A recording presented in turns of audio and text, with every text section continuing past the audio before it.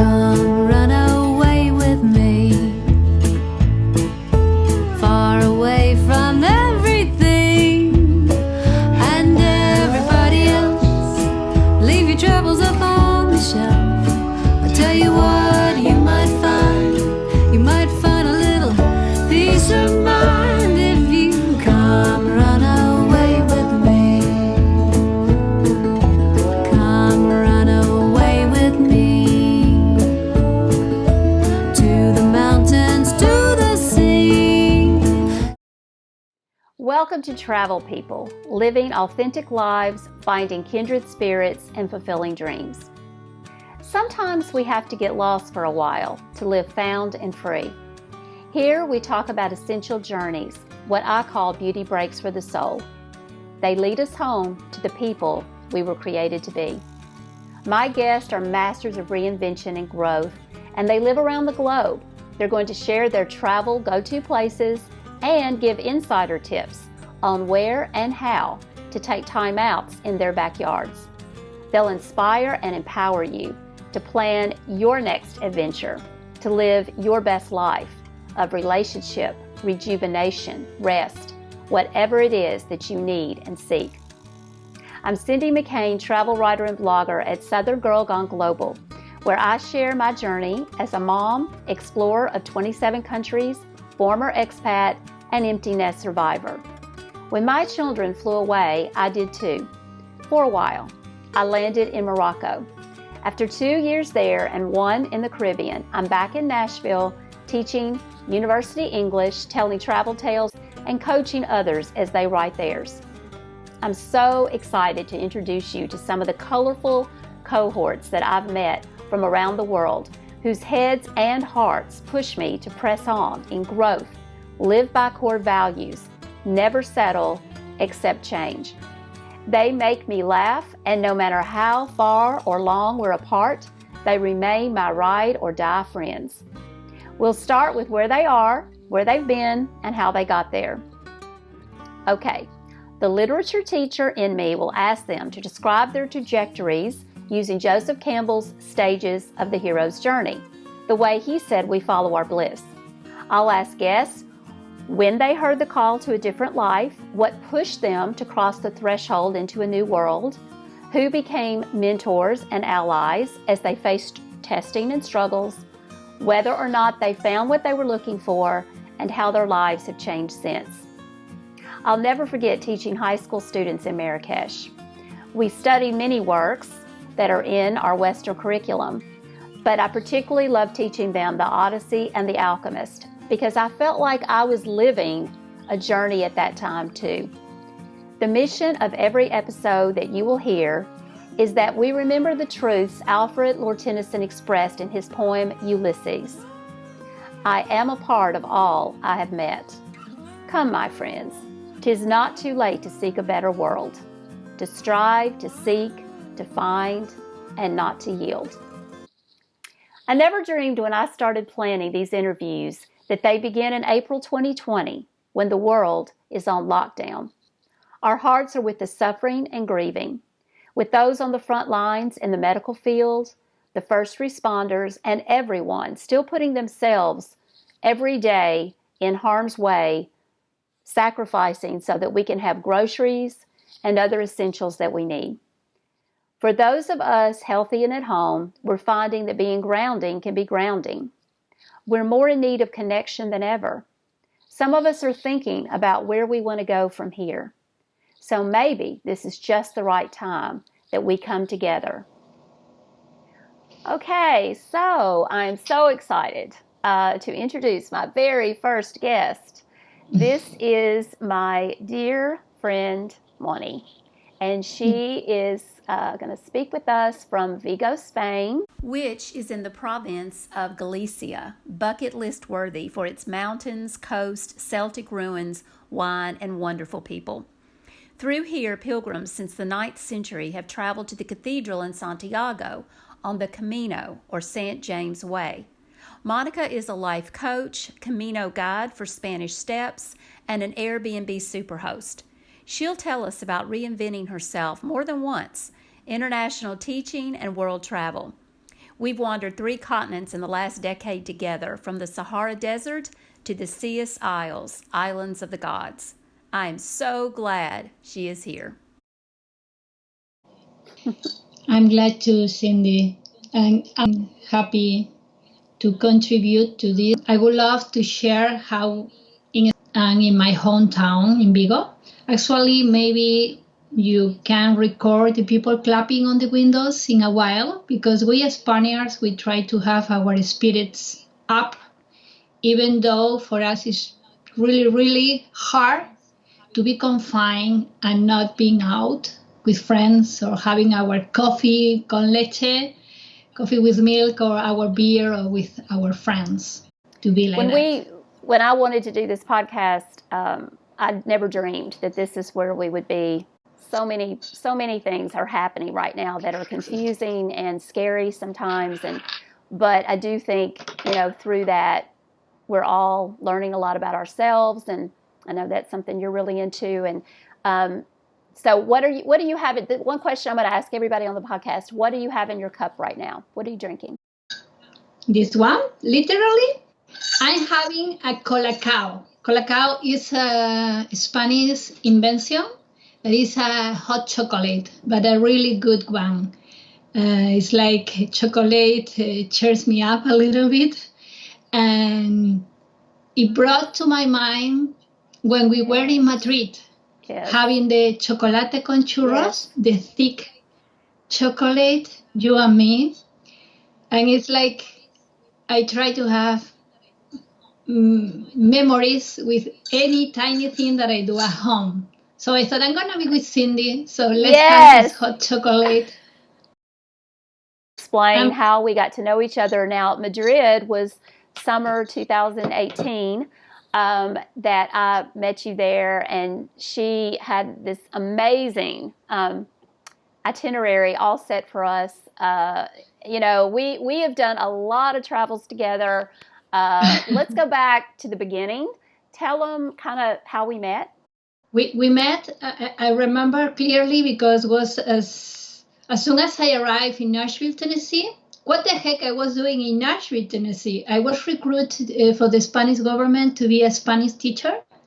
You can tell because of my accent, I'm from here, from Spain, and I was teaching in high school for 4 years there. And in a salsa event, there you were. It was in a place called Madonna. And I remember that I was with my Spanish friends, and I was attending salsa classes to do something for fun in order to get people in my circle, to know people from Nashville, Tennessee. And I met you there. And by chance, it happened to be that we were neighbors, because we were living in Donaldson in the same area. And we became walking buddies too. So we were not only friends from the salsa night and the drinks or wherever at night. We had really nice conversations, and that's where I think that we became close to each other, apart from being teachers. She taught at a public school in Nashville in the Donaldson area. I taught at a private Christian school in the area. And we did. We clicked, and we would walk the Greenway on the Stones River is where we walked a lot, and we go to Radnor and walk around the lake.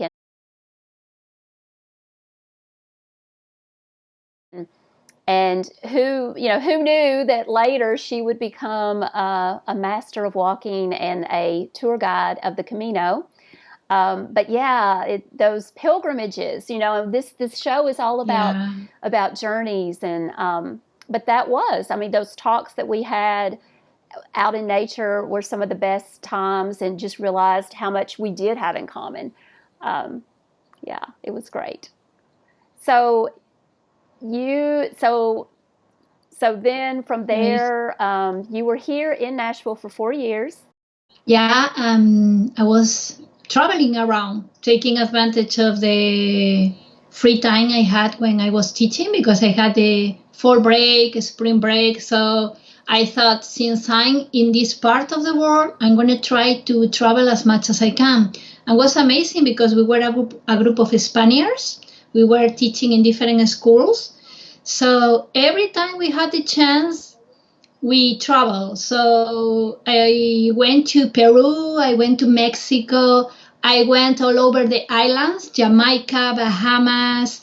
I went to the big towns, the big cities all over. Even a friend from Madrid came and told me, Moni, I go to visit you if I see something different. And I thought, okay, where can I take her? So we went to Alaska. So yeah, we're 4 years, really, really amazing, fulfilled of experiences and people. Was the time when the visa expired, and I decided that I was coming from Europe, from Spain. Luckily for me, it was not a violent country, and I thought it was time to go back home. But for me, home was Vigo, my hometown. I was living in Madrid many, many years when I studied journalism, and I was working in human resources in Madrid. But after being teaching in the States and knowing that I have to come back to Spain, I thought, I'm not going to a big city. I'm going back home, and let's see how can I reinvent myself again. I knew that was not going to be teaching, because in Spain was going to be hard for me to start teaching at my age.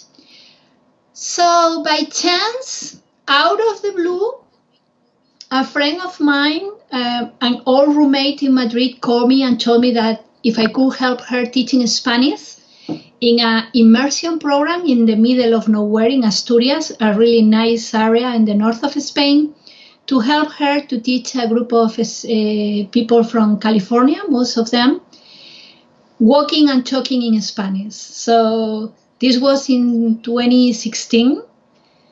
And was an amazing experience. I was teaching them Spanish, conversation, and other skills. And the owner of the hotel where they were spending the week saw me and told me, you are amazing with people. Your English is pretty good. And I am running a company that goes in the Camino de Santiago, St. James' Way, and you are Galician. How would you feel about guiding for me? Yes. And you know what, Cindy? I always say yes to everything. Even when I went to teach in Nashville, Tennessee, in front of 35 kids, I've never taught before in a public school. So I'm not scared of anything. It's like every challenge, I take it. So she gave me the training. I was running some trips as a trainee on the Camino, and I thought, shoot, I'm showing my backyard, Galicia, to people from all over the world. I love to be in the forest, so that's what I do. And yesterday I was really nostalgic because I was supposed to be leading a trip. I was supposed to lead already 2 Caminos, one the coastal Camino and another the French Camino. We walked the last 90 miles, but with all this coronavirus thing, my Caminos has been, I don't want to say canceled, I wanted to say rescheduled. So I'm waiting for the Pilgrims to come back. Overall, the Americans that are mainly our customers are from there. I'm glad you brought that up about you said yes to teaching, because you came from a whole different career field before you came to the U.S. So you were in what? I was in human resources and I love it. I was working for an Australian company.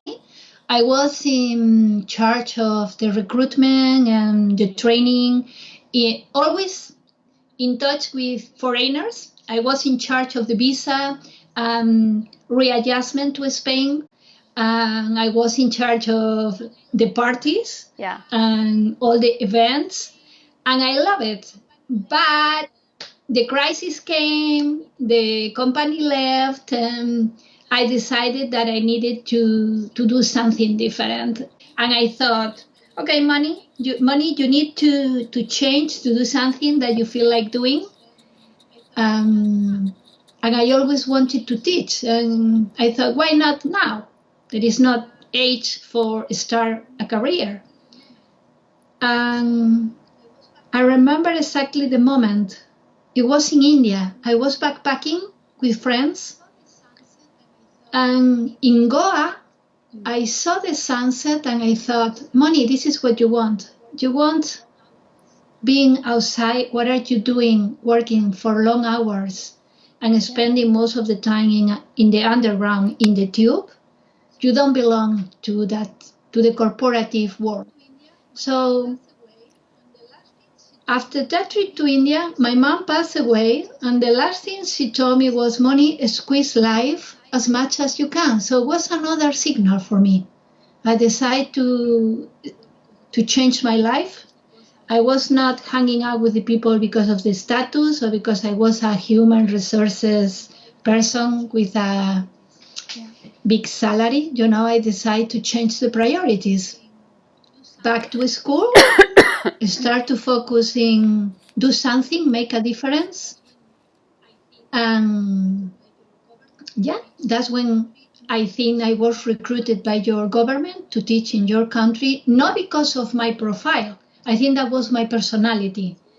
And after being in Nashville, Tennessee, it's like when I had to come back here, and I knew that was going to be hard to teach again because it was still a crisis in Spain, and you need to have connections to teach in schools here.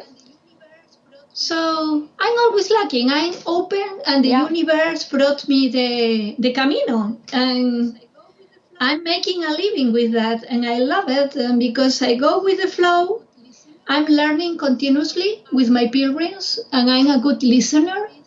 So after listening stories of the people, why they are here, reading books, reading about the Camino, feeling the energy, the power of the pilgrims, that's when I decide to get the master in coaching, in life coaching. And that's what I am doing now. And it's helping me a lot in these difficult moments that I have to be confined and not in touch with people or with my trees or with the ocean. So you've always enjoyed having people in your home. When I went to visit her in 2016, I stayed in her home, and it's just a warm, beautiful place. And at that time, there was a young girl there that was from England in the other bedroom. She has 2 bedrooms. Yeah. And we had so much fun, and she enjoys having people from all over the world, and they enjoy her. But because, again, of the borders being closed and the virus, how has that affected your Airbnb business? She's a super host, by the way. Yeah, because it's not that I just think that this is a place where the people can stay and sleep. I love to do hiking with them and show them around and take them to the local places. It's affecting me, and it's affecting my family. Actually, my niece and my nephew, they are living in Germany, and my niece was supposed to come to visit my sister 3 weeks ago, so she's not traveling. I cannot see my sister. Her. My sister is 20 years older than me. You know her. And Airbnb is being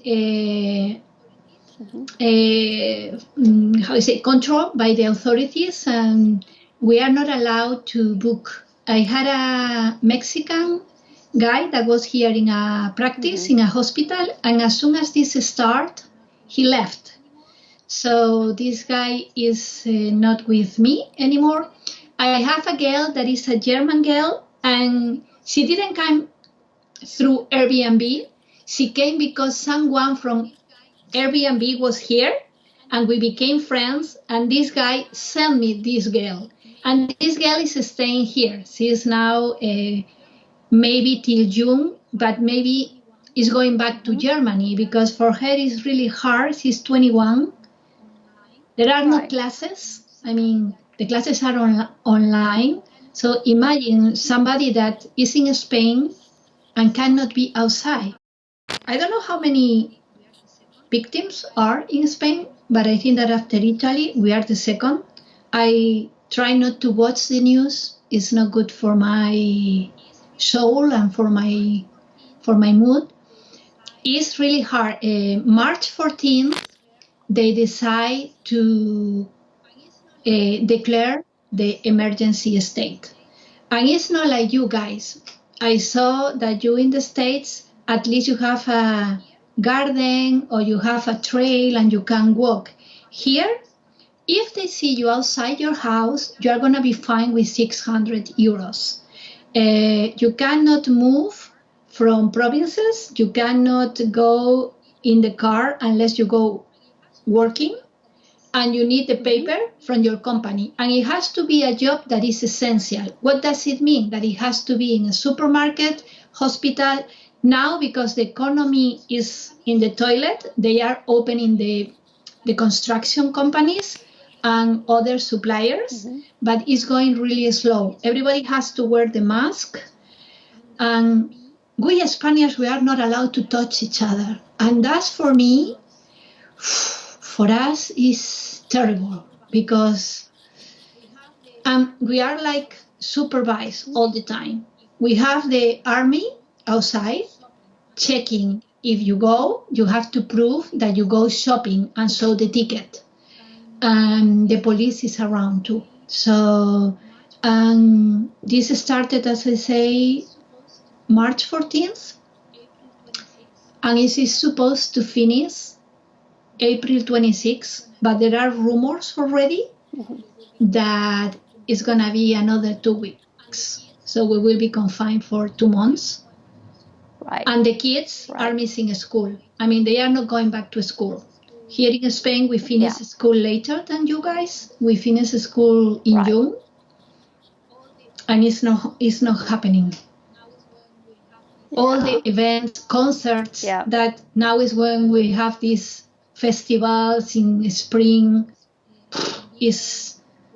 We have like in Vigo, we have so many fairs related with gastronomy.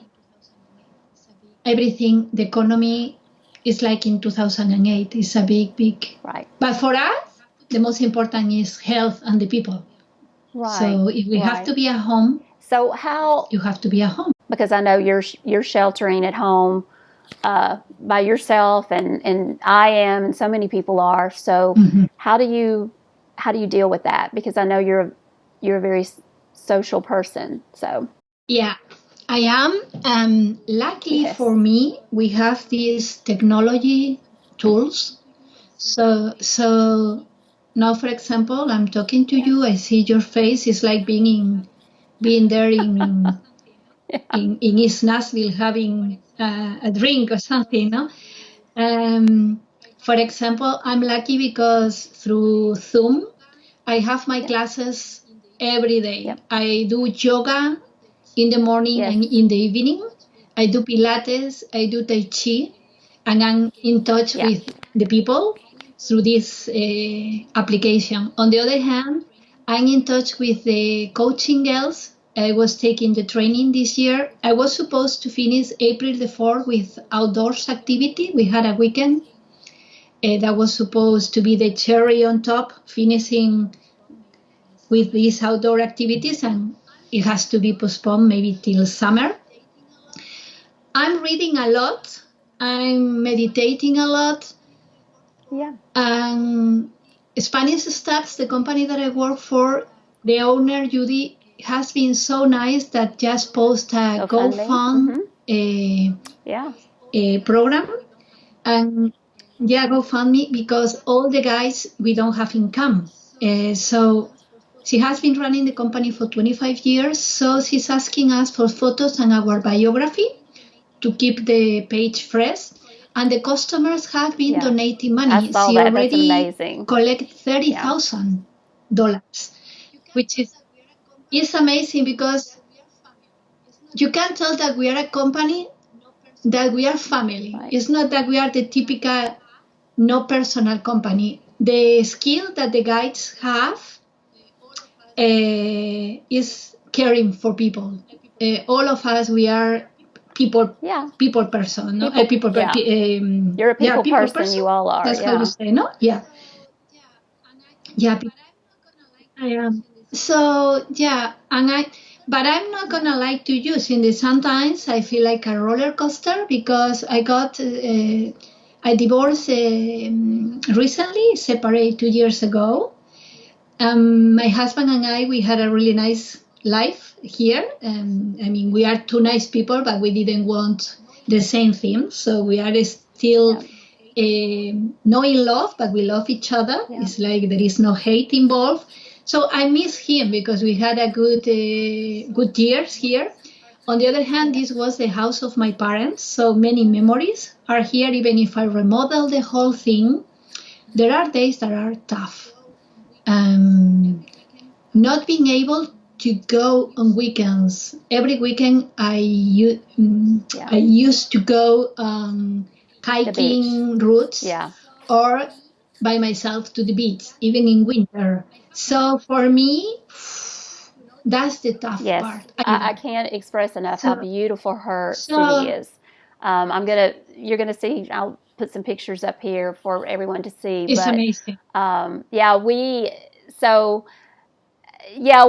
came there. I guess it was summer 2016, and I was there for the celebration.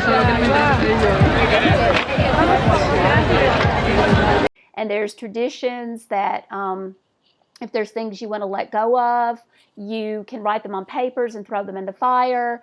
Some people they jump into the ocean at midnight for cleansing and for it's just a wonderful celebration. I actually flew and met her in Portugal, in Porto, and she had booked this amazing Airbnb room.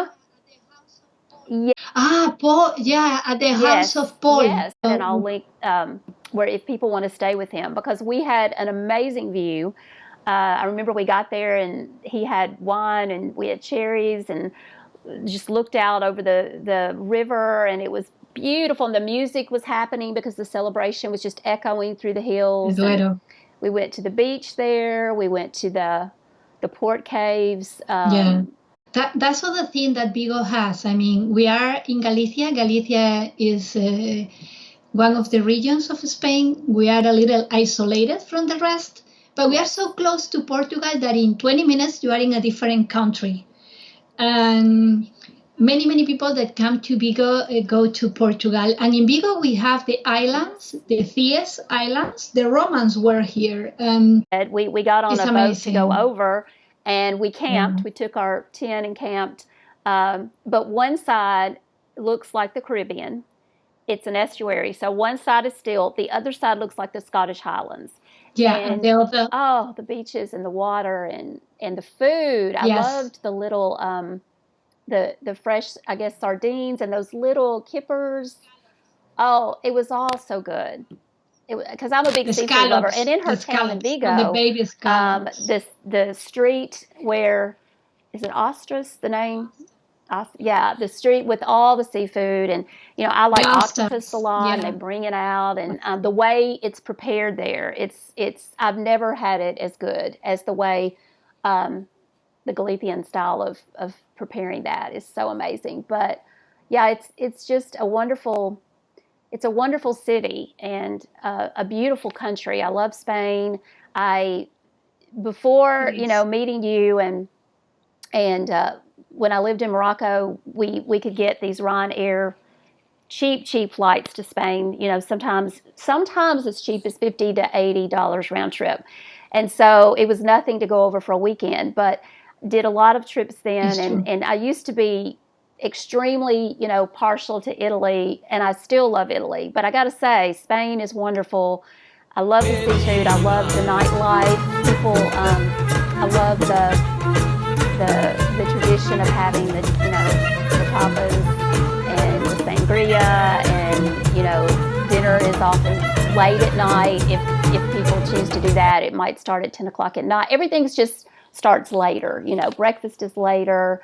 So talk a little bit about that. The difference between just the American way of doing things in terms of eating and socializing, and the Spanish way.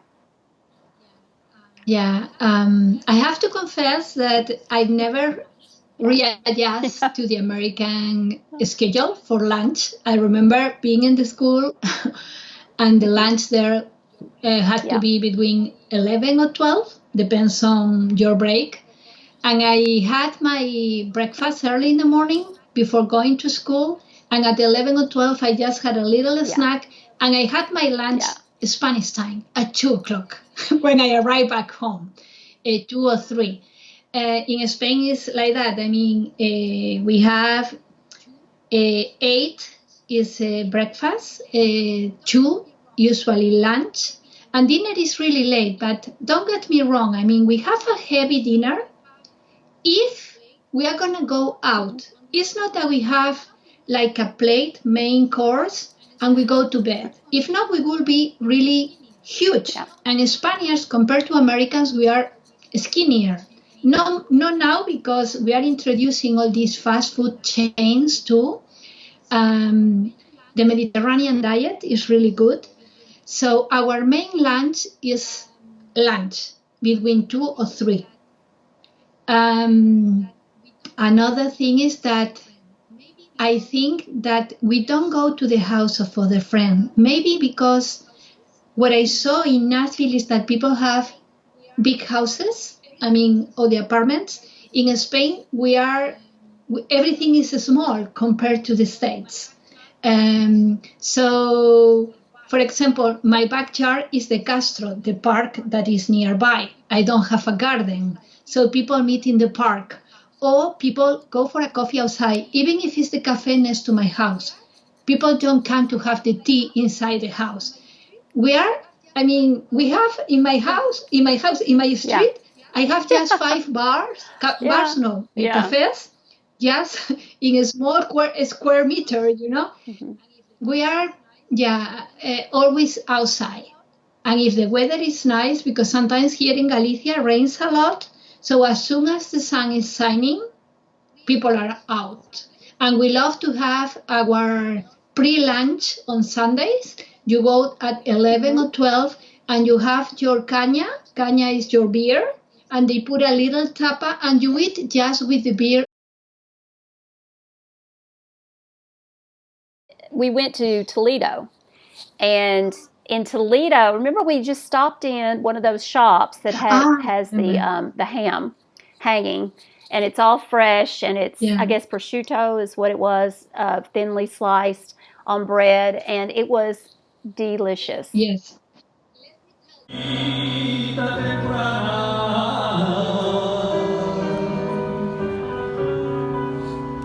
Y a tu puerta llamo puerta.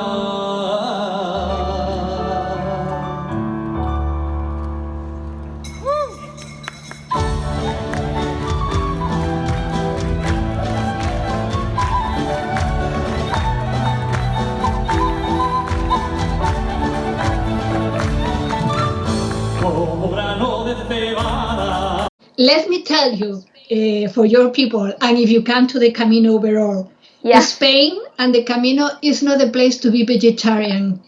And overall Galicia, because the seafood is so good and the meat, is good.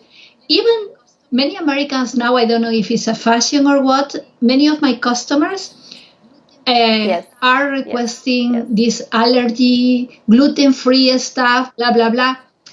The Galician bread is so good, and there are no chemicals involved, or even the soil of the plants. Here nobody has stomach problems, even if you are a gluten-free person. I've seen people having bread in Galicia, and it's real bread. I now have learned here that I can't do gluten, and for years I didn't understand why my stomach hurt every time I ate bread, and then when I started doing the gluten-free bread. But when I've been in Europe, especially Spain, I've not felt that way. Italy, I didn't feel that way, and especially Morocco when I lived there, because and that.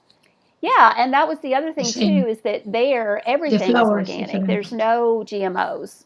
There's no everything you get is fresh.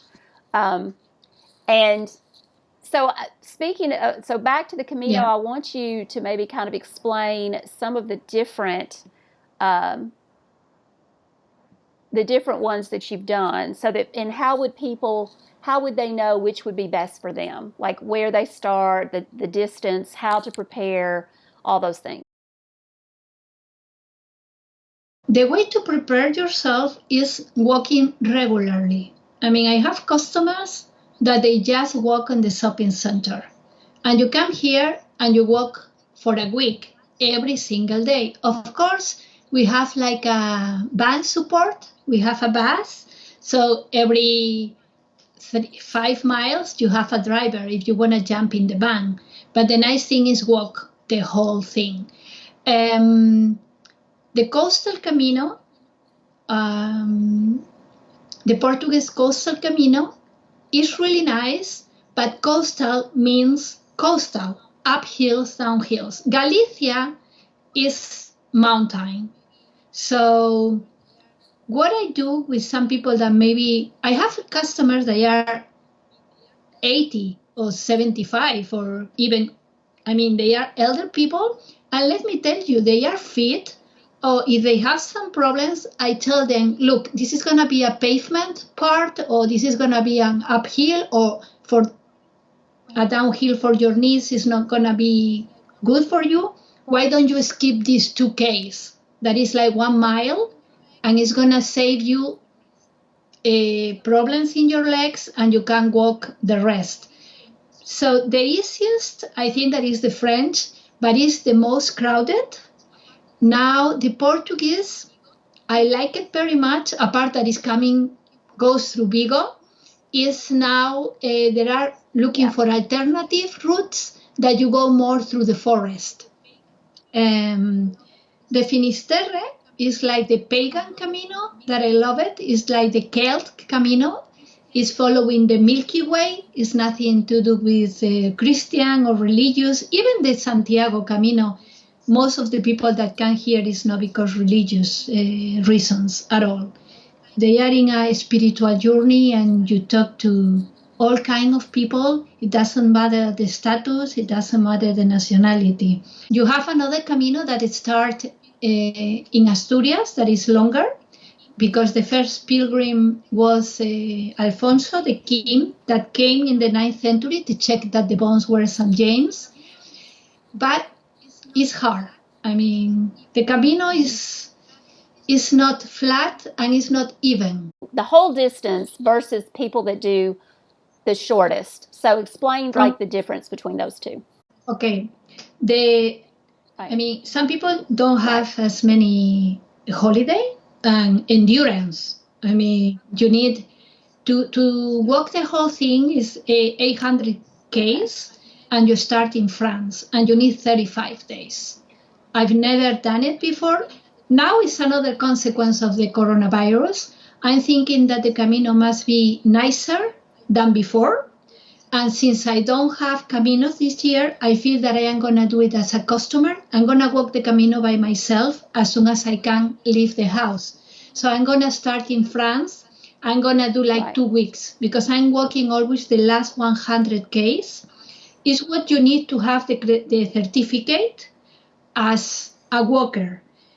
The whole thing is a month or 35 days. If you decide to do the last part, is 85 miles, and you can do the last part of the French, or the last part and how of long the would Portuguese. that take to do? I do both. To do 100K would take how long? My company offered the slow Camino.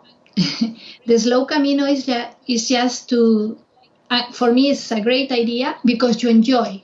It's not like these Germans that they come, they get up at 4 a.m. in the albergue, in the shelter, in the hostel, and they walk like 30 Ks. No, we walk 18, 20. So people can stop for lunch, they can see the cow, they can smell the roses. We do it like in 7 days, but you can do it in 5. But we split, for example, the last day, we split like in 2. So people, the last day, they walk like 5 miles and they arrive fresh in Santiago. Yeah, we try to do it as comfortable as we can. We don't follow the normal guides with the stages. We readjust to our customers. and we readjust for them to enjoy. And if they want to have an hour lunch and try our Galicia Estrella, that is the beer. I didn't walk the Camino, but we sort of went that way. And you showed me some of the stops. So that I remember the Celtic place up on the mountain that had the harbor beneath. Yeah, we went through all the coast. So you had the chance of seeing all the villages and our Galician coast. That is amazing. I took you to the tiny village. It's a fishing village. Well, remember how great the food was? We had this, they have really great, not paella, because everybody talks about the paella. We have the Galician rice that is similar, but it's even better because it's made with the seafood. We went to the Santa Tecla Saint Mountain. So you go to the top, and there you have, like, from the Iron Age and from the Celts, the castros that are the fortress built on the top of the mountain. And the amazing view is that you see Spain and Portugal, because it's cut through the river that separate Spain and Portugal. So I think that is one of the highlights of the Camino. And on the Camino too, what we do is we drive. We take the pilgrims to see that spot, and after we drive then to the old town of Portugal, and they start walking in Portugal. So there is a moment that they cross the bridge and they have one foot in Portugal and the other in Spain, with Valencia and Tui. That was one of the old capitals of the reign of Galicia, of the kingdom of Galicia, and one of the most beautiful cathedrals in Spain. So it's beautiful because you are going to see churches from the 12th, 13th century. You are going to see plantations of kiwis or vineyards or wineries. I love Galicia. And you have me, that I am a true Galician person, that love to show you how we make the liquor. I'm going to take you to local places and how we live. I speak Galician. That's why I was recruited for this company too, because it's similar to Portuguese. So I can communicate in the tiny villages with the people, no? I miss that. Yesterday, for example, you were asking me how I'm dealing with the coronavirus. I was thinking, okay, the Camino needed a break, nature needed a break. Sure. But I miss the walk, and I miss to see my pilgrims, because my pilgrims are my kids. I love when this group of Americans come and I prepare like the queimada. The queimada is like the fire water, and I do a spell with fire, and we drink the liquid to detox and purify ourselves. It's really funny. Ella's getting excited. My dog, already. She's over here hearing your voice, and she's listening to all this. And I know you've said that again. You've had groups of ladies that have come from all around the world, which is really cool. And you know what, Cindy? Maybe when I'm on the season walking and working, I do the Camino maybe 3 times in a month. Every time I arrive to the at the square where everybody's coming, I cry seeing the people reaching the goal, and people that they have been seeing each other along that week or even months. And you go inside the cathedral, and the mass is not religious. It's like a bunch of pilgrims together, and these nuns singing, and the ancients banging. It's magical. Definitely. It's a magical place, Santiago. The whole idea just of journeys, when you think about just in the way that we grow, I think, in all journeys. But I can only imagine that when you're with a group of people and you go through physical struggles and maybe even mental or emotional struggles to get through, this long trek that you're trying to do together, but you do bond. And this idea of traveling companions, which I think is one of the greatest things about travel. It's the adventure is wonderful, the natural beauty is amazing, but the people, the relationships, the different cultures. I should also mention that Monica came to, she told me so she had been teaching out of her country for 4 years, and then she went back in 2012, and in 2014 was when I felt a call to go to go cross over into a new world, and that was Morocco. And she told me, she said, you're going to want, you're going to want an old friend, someone familiar. And she said, I'm going to come visit you. So she came that first fall and stayed with me for 3 weeks. And we went to the Sahara Desert and we did a camel trek, which was really cool. And we went all the way from there, all the way up to the north to Chefchaouen, the Blue City. And that was absolutely amazing. That was a dream hotel. That was a dream. I'm thinking in the hotel in Chefchaouen. We were sort of at the bottom looking up at the old city, and and then it was, I'll definitely put pictures.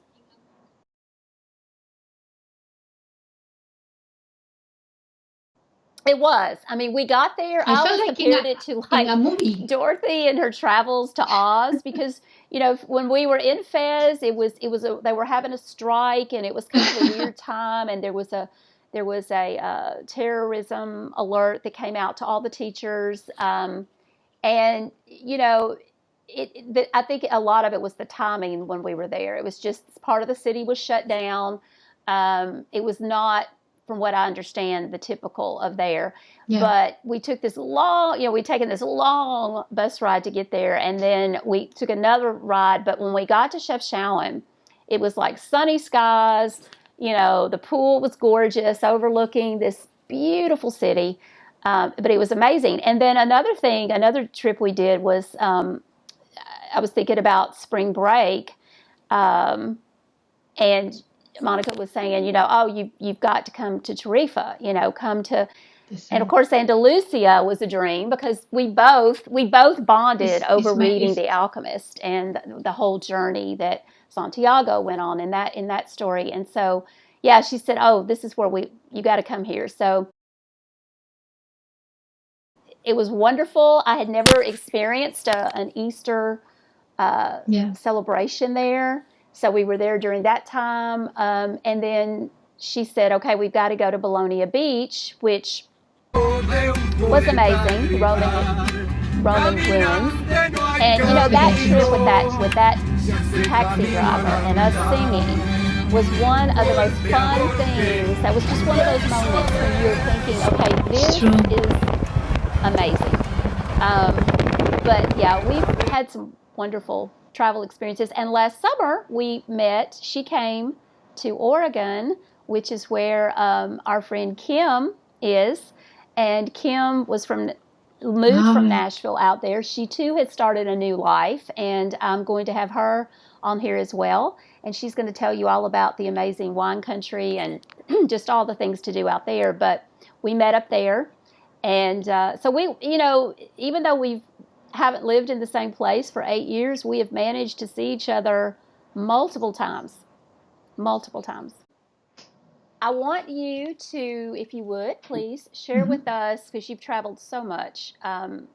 Tell the people watching and listening on the podcast, what are have been some of your most meaningful travels, particularly in terms of growth, and how they've just sort of changed you. Okay. To travel, I know that sounds like a classical, but it's true. My trip to India, it was in 2006. It came by chance because a friend of mine told me that she was going to go backpacking I was already 37. It's not that I was in my 20s, okay? Yeah. She said that she was going to go with another 2 friends that I've never seen in my life before. I say, Moni, we are going to go just with the backpack and paying the ticket. That was the big expense, travel to Asia. But from Europe to Asia, you can find deals for 500 euros at that time and now, because I was searching for trips for my 50th birthday, that is this year, to go in December. Not now because of the coronavirus, but what I am saying is that in places like India, you can stay really, really cheap places. Mm-hmm. Of course, not big luxury places, mm-hmm. but clean enough. The food is not expensive. Mm-hmm. And you have to be willing to have time and be patient if you take the public transport. One thing is being a tourist, other thing is being a traveler. Mm-hmm. So being a tourist is expensive. Being a traveler can be really affordable. Overall, because people in those countries, they are so willing to take you with them that you are going to find people that are going to offer transportation, their own boats, their own cars or rickshaws. Or, of course, you have to be patient because you have to bargain. Yeah. And even their own homes. So you have to be willing sometimes not to have hot water. Yeah. But you get used to that because after a while you become part of the society. You know what I mean? It's like here you need, for example, I dye my hair today because I knew that I was going to be in front of the camera. But there I could be without washing my hair for a week. Yeah. Maybe you don't eat 5 forks restaurants, but the food is good. And for me, as I say, that sunset in Goa was like the wake-up call to say, this is what you want, Moni, keep it simple. Yeah. And that's when I quit my job in human resources and I changed my life. That was a self-growing trouble. When I went to Tarifa, before going with you, I went there by myself from Madrid. 3 years before I went to India, I was already boiling inside, that I needed a change. I knew that I didn't fit in the corporative world. And I remember that I took the bus from Madrid and I say, okay, where can I go this weekend? The longest, the farthest place in Spain. And I went to Tarifa by myself and was not really expensive. I was like 14 hours by bus with all these Moroccan people. And I was just walking around on the beach, and I went by myself to a Greek restaurant. And I remember that the owner was a New Yorker, and she told me, what are you doing here by yourself? And I think that we clicked because we were in the same vibration. Yeah. And she told me that she used to be a person in a big company in New York, and she decided to change her life. She quit her job.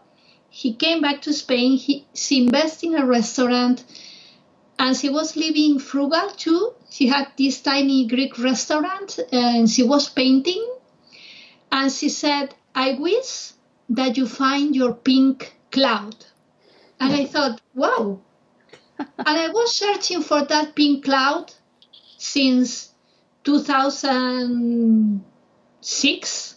Yeah. So that was another trip. Another trip that was life-changing for me was when I was in Nashville, Tennessee, being with the students that are sometimes in school just because the lunch is free, make you think a lot of things, that people take education for granted, take teachers for granted, and sometimes the teacher is the only adult that these kids have.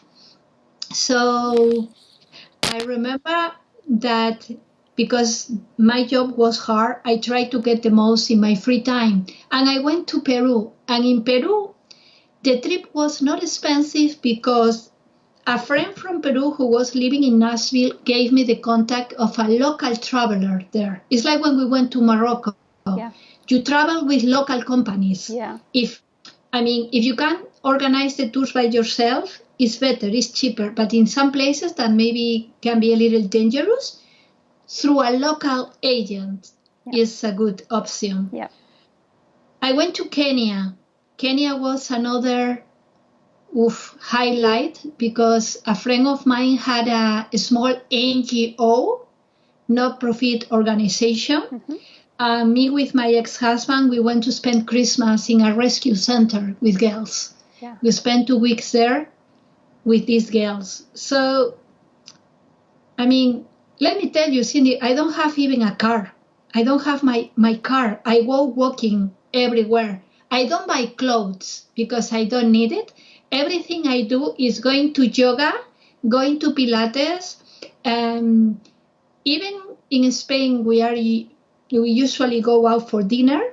It's affordable to have lunch or dinner outside, but I don't go much. I mean, I'm not a wine person or a person that smoke or drink alcohol. So all the money that I have goes for travel, for traveling. Now I'm thinking in traveling to Thailand and Cambodia and Vietnam as soon as this hell finish. And maybe I'm gonna work in exchange for accommodation. There are companies like Workaway that you can stay in a place and work and travel at the same time. Yeah. So I remember too, you got to do a wonderful trip to Australia. Some of the pilgrims you've met have and I'm invited lucky you. because, let me tell you, I'm lucky because my pilgrims, some of them are not wealthy, but they have money, or maybe they have a lot of miles. So she came here to learn Spanish. She was a client that my boss sent me, not as part of the Camino, just for an immersion Spanish training. And because she was going through a tough time, she lost her husband at the time, I didn't charge her for being here in my house. I didn't treat her like an Airbnb person. Yeah. She became my friend. She was like a mother for me. And I took her to many rural places, manor houses, these tiny villages that I know from the Camino, or to my yoga classes, and I introduced her my people. So I think that she was so pleased at the end that she said, Moni, I know what your life is and your people, so let me take care of you and introduce you my people in New Zealand. So she paid the ticket and I spent 1 month there. The only thing that I had to do in exchange was speaking Spanish for her. Yeah. But I think that she really wanted my company because we were speaking English almost all the time. Yeah. And she invited me to a silent meditation retreat on the island. It was amazing. I went to Japan too, but my niece was living there. Other thing is that some of my Airbnb people, we become friends and they invite me over. For example, the English girl, Vesa, we went to visit her. We stayed in an Airbnb, but we went to visit her because it was her graduation. So yeah. And one thing I want to stress too is that when you were here teaching in the public school system here, you lived very frugally then as well. I mean, you were you rented a bedroom in a lady's apartment, and you know, I've always said you're one of the richest people I know because you get to live the life that you want, and you get to go all these amazing places. And let me just say, I mean, now we're all kind of at home, you know, hanging out, but boy, you know, when you dress up, you know, and I'm always like, where did you get that dress? And she is like a bargain shopper like no other, and has that Spanish sense of style. But yeah, I mean, you've just always made a way and found a way to do the things that you really want to do.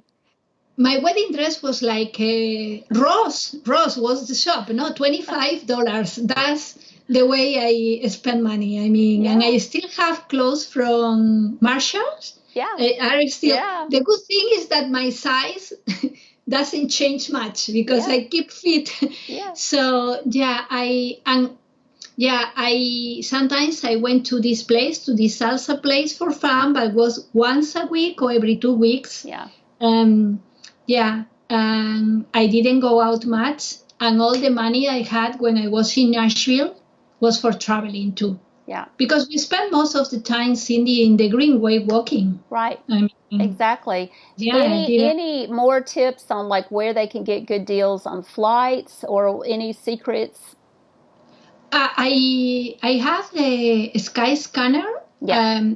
If you are flexible, you have plenty. Right. You have to be flexible. The good thing about my life is that now, for example, I work on the, so I'm rich because I have freedom. I do what I want. I know that I can make a living just with the Caminos. Not this year. Look, this year, for example, I don't have Caminos because of the coronavirus.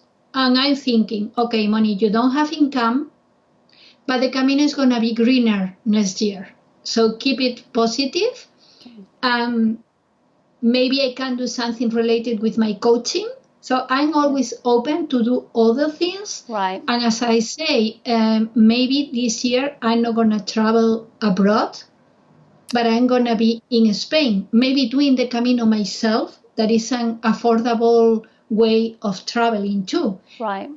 And another thing I'll mention is that when you were here in Nashville, you taught me some Spanish. So that's the thing. Because she was a Spanish teacher in the schools here, and she taught me some Spanish, and she can teach Spanish people English. So she has many, many talents that she can use. But well, the last thing I want to ask, because very soon we're going to do something special before you get off, but the last thing I wanted to ask was just for some, actually two more things, sorry. One is if people wanted to try being an Airbnb host, to try to make changes whenever the coronavirus lockdowns are over, any advice you would give them on that? Airbnb is the best way. Even if you want to travel cheaper, you have couch surfing.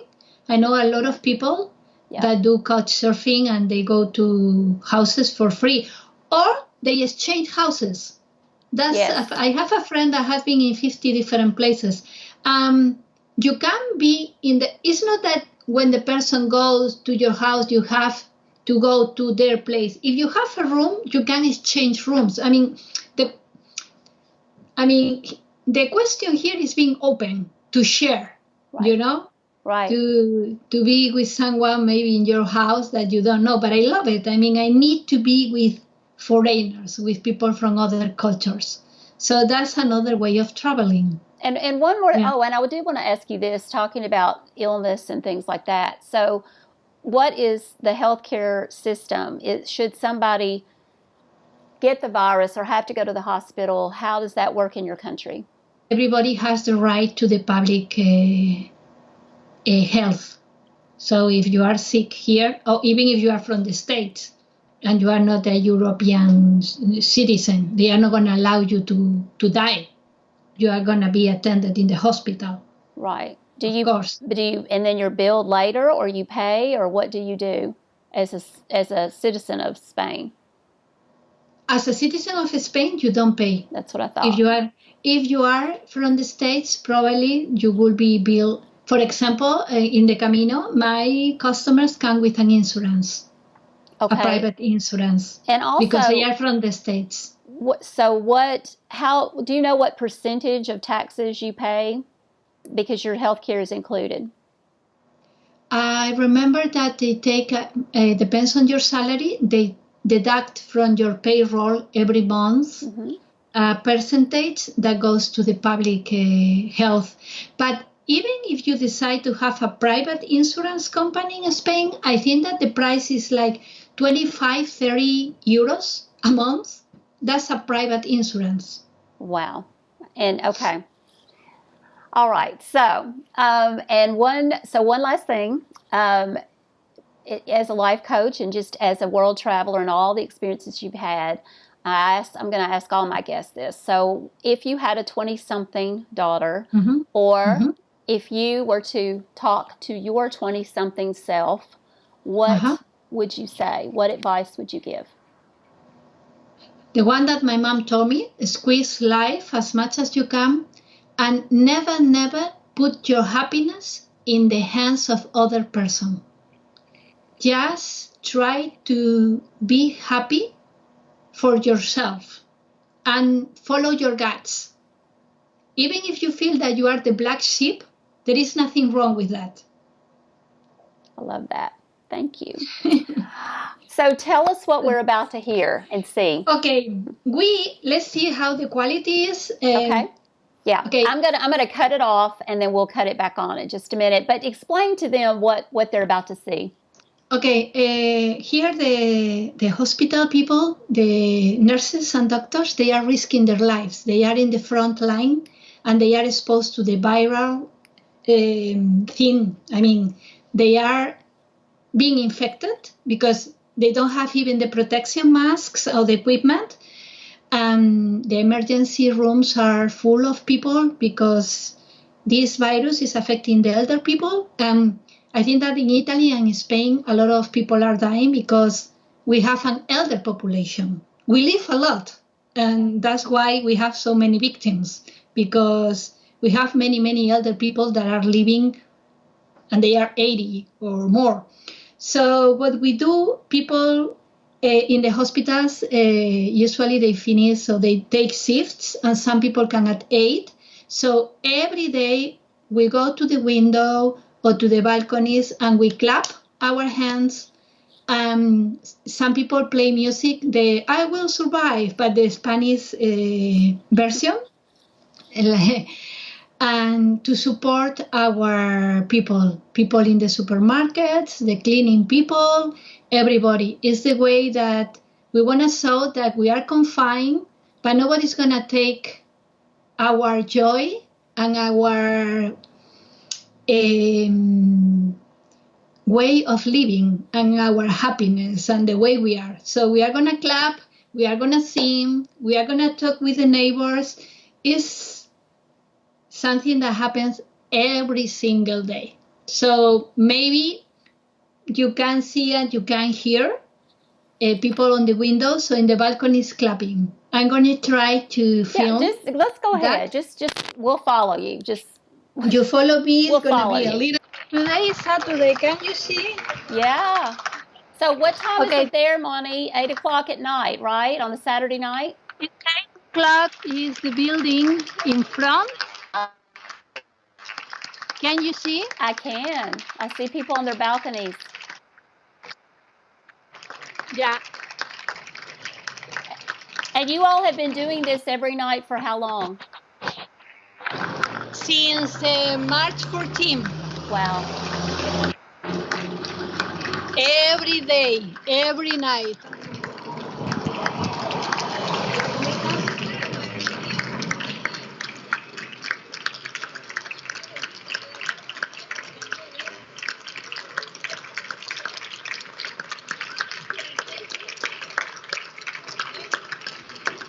Hola, Fernanda.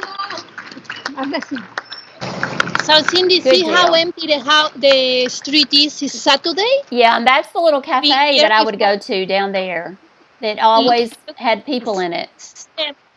It's empty and all the cafes are closed. Yeah.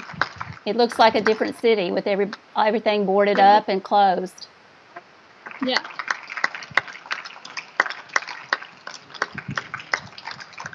Well, thank you, Monica. I know you want to put this down so you can clap too, but Okay. This has been great. Hey. Yay! Hey guys. Thank I you love so sharing with much. this, and nobody's gonna take from us our Spaniard spirit. We will be back. That to is the street. exactly right. Amen to that, sister. All right, love you. Bye. Come run away with me, far away from everything and everybody else. Leave your troubles up on the shelf. I tell you what, you might find a little peace of mind if you come run away with me. Come run away with me to the mountains, to the sea, sleep beneath the open sky.